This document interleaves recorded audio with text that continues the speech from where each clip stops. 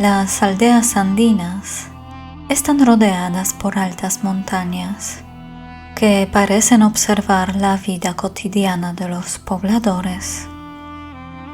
Sin embargo, para los andinos, los cerros, también conocidos como apus, no son solo formas topográficas, sino seres vivos que acompañan a los humanos.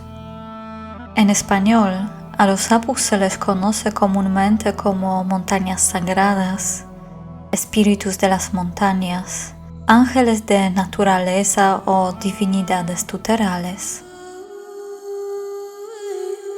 Según las comunidades andinas, todos los elementos del mundo, desde las poderosas montañas hasta las pequeñas piedras, son animados.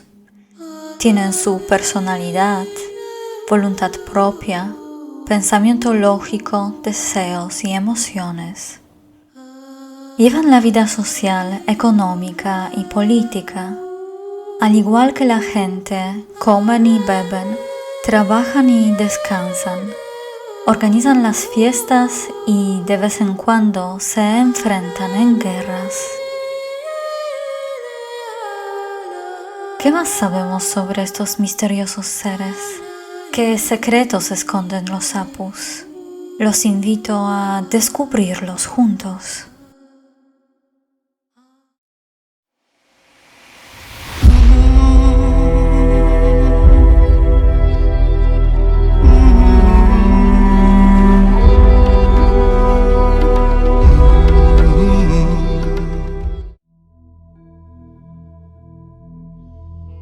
En quechua, la palabra apu significa literalmente Señor, que expresa el alto estatus y poder de las montañas.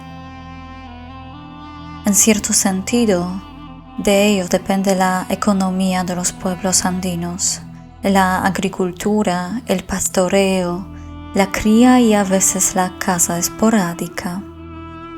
Para asegurarse buenas cosechas y fertilidad animal, los habitantes de los Andes tienen que realizar las ofrendas rituales dirigidas a las montañas cercanas.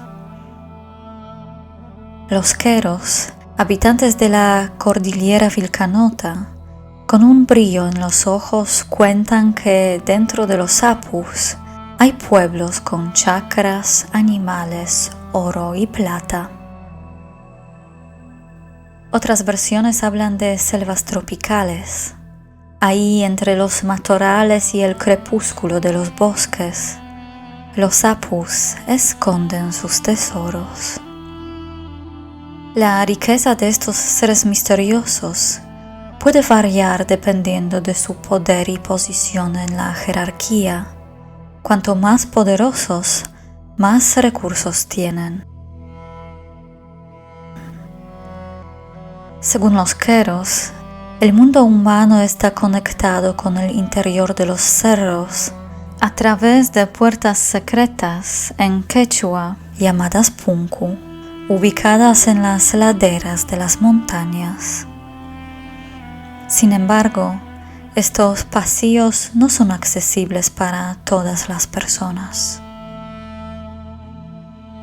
Los queros de la comunidad Kiko hablan sobre el punku que se encuentra en las laderas del cerro Sonacu, uno de los apus más importantes y poderosos en esta aldea. Según ellos, en la antigüedad, los chamanes llamados en esta zona Alto Mesayoc eran capaces de entrar por aquel punku y salir por otro lado, a muchos kilómetros de distancia. Según los conocimientos locales, los apus son dueños de animales salvajes y metales preciosos, en particular el oro y la plata, que son el objeto de deseo de muchas personas. Los Alto Mesayoc más poderosos negociaban con los apus beneficios adicionales para sí mismos o los aldeanos. Como resultado de estas contrataciones, salían del inframundo con grandes manadas de llamas y alpacas, o cargamentos de lingotes de oro.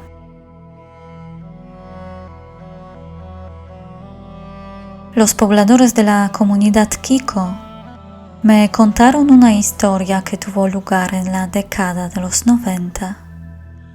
Un hombre mestizo llamado Malki escuchó una leyenda que cuenta que cerca de Apu-Sonaku, ubicado en el territorio de los Queros, se encuentran ricos depósitos de oro. Malki era un hombre muy ambicioso y codicioso, por lo que decidió buscar los tesoros por sí solo. Muy bien preparado y abastecido, se fue a la montaña. Era experto en el senderismo de montaña, por lo que su expedición no era improvisada.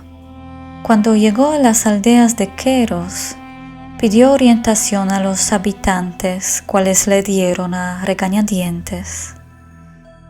Antes de marcharse, los comuneros le advirtieron: «Este lugar está encantado, es muy peligroso, vas a morir». A pesar de sus advertencias, el hombre decidió continuar su expedición al legendario lugar llamado Colpayoj, es decir, lugar dorado. Según los pobladores, es una zona muy peligrosa.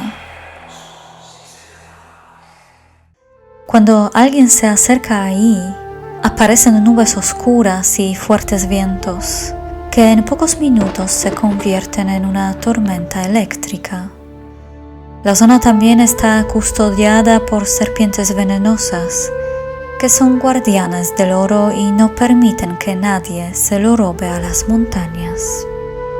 Aquellos que se atreven a sacar los tesoros de las montañas se encuentran con un destino trágico.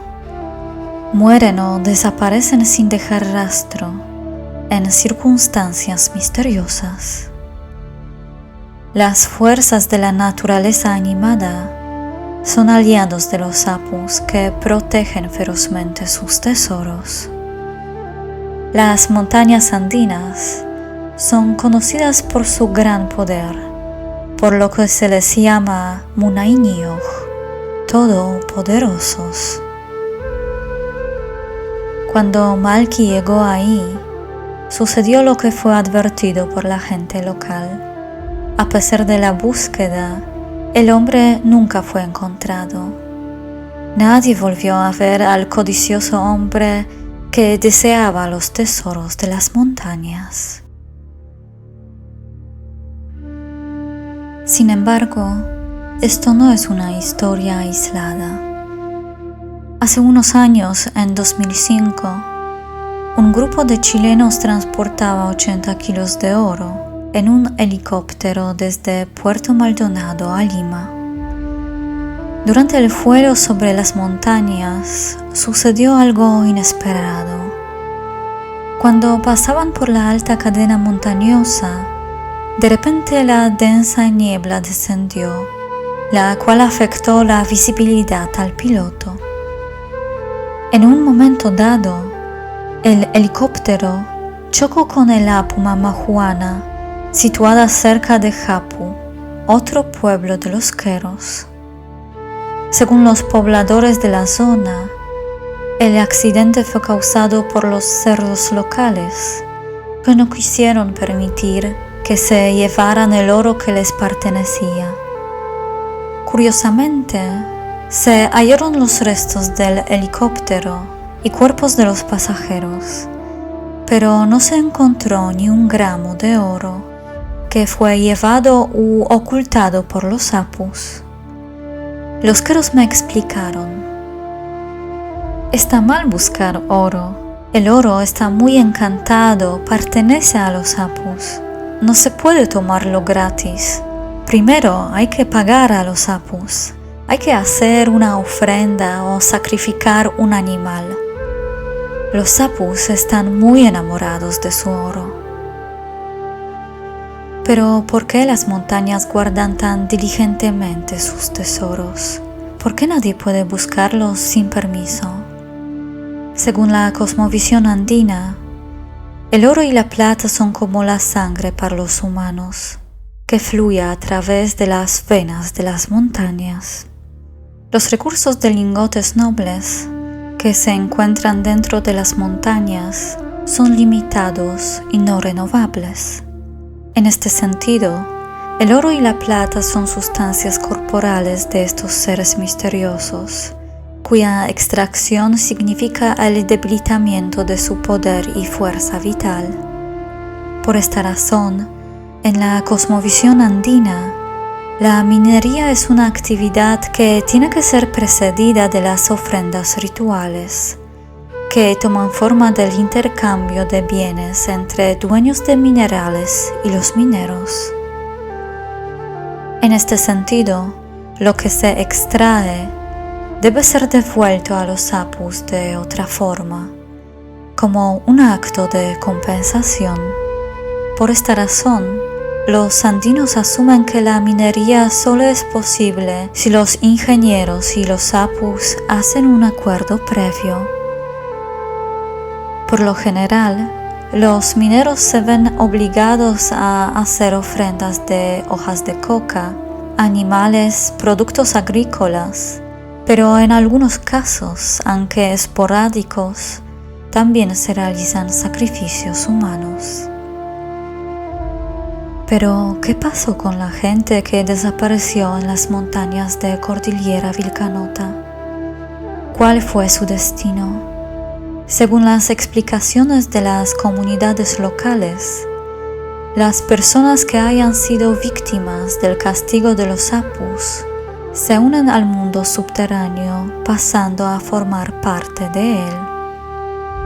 En realidad, la agresión de los apus contra los humanos no es un acto de castigo o venganza, sino un mecanismo de compensación y sustitución. La pérdida de recursos se compensa en forma de vida humana.